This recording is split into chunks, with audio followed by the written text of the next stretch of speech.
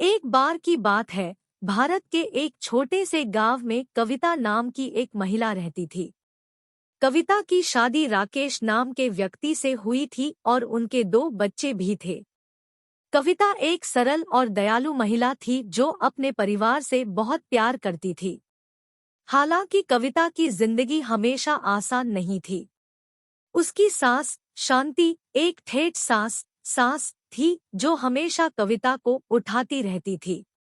वह कविता की हर चीज की आलोचना करती थी, उसके खाना बनाने से लेकर उसके कपड़े पहनने के तरीके तक।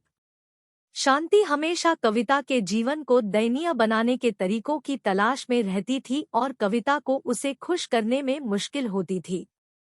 लगातार आलोचना के बावजूद कविता ने कभी हार नहीं मानी।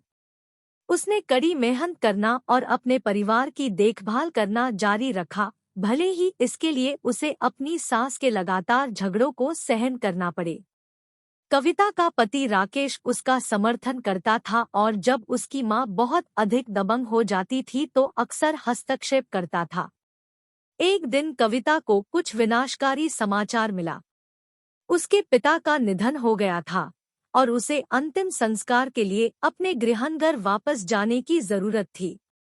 कविता का दिल टूट गया था और राकेश ने वादा किया था कि जब वह दूर होगी तो सब कुछ संभाल लेगी।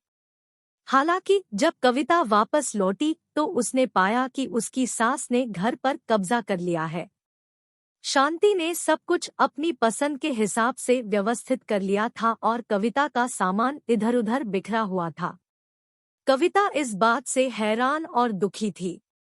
उसने अभी-अभी अपने पिता को खोया था और अब उसे इससे भी निपटना था। कविता ने शांति को समझाने की कोशिश की, लेकिन कोई फायदा नहीं हुआ। शांति ने हिलने से इनकार कर दिया और कविता को यह स्वीकार करना पड़ा कि चीजें ऐसी ही होने वाली थी। कविता खुद को अकेला और असहाय महसूस करती थी और उसे नहीं पता था कि क्या करे। लेकिन तभी कुछ अप्रत्याशित हुआ। कविता की भाभी नेहा, जिसकी शादी राकेश के भाई से हुई थी, मिलने आई थी। नेहा के कविता के साथ हमेशा अच्छे संबंध रहे थे और वह देख सकती थी कि कविता संघर्ष कर रही है। नेहा ने कविता के साथ रहने और उसकी मदद करने की पेशकश की। नेहा के आने से बहुत फर्क पड़ा।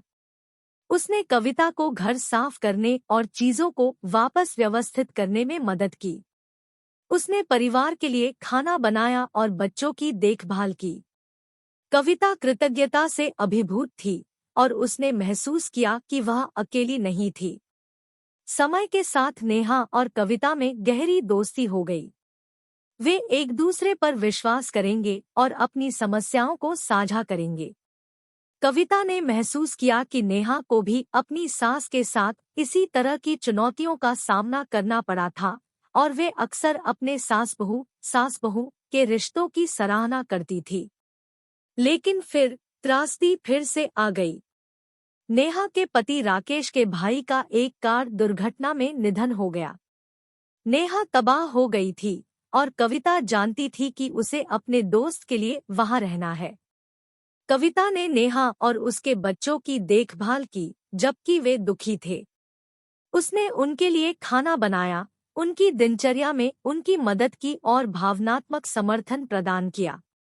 कविता जानती थी कि किसी प्रियजन को खोना कैसा होता है और वह नेहा की जरूरत के समय उसके लिए वहां रहना चाहती थी। इस मुश्किल वक्त में कविता और नेहा का रिश्ता और मजबूत होता गया। उन्हें एहसास हुआ कि उनके पास एक दूसरे का साथ है और वे सास बहू से कहीं बढ़कर है। वे ऐसे दोस्त थे जो एक दूसरे की गहराई से परवाह करते थे। आखिरकार शांति को अपने तरीके की त्रुटि दिखाई देने लगी। उसने महसूस किया कि वह कविता के प्रति बहुत कठोर थी और उसे इसकी आवश्यकता थी।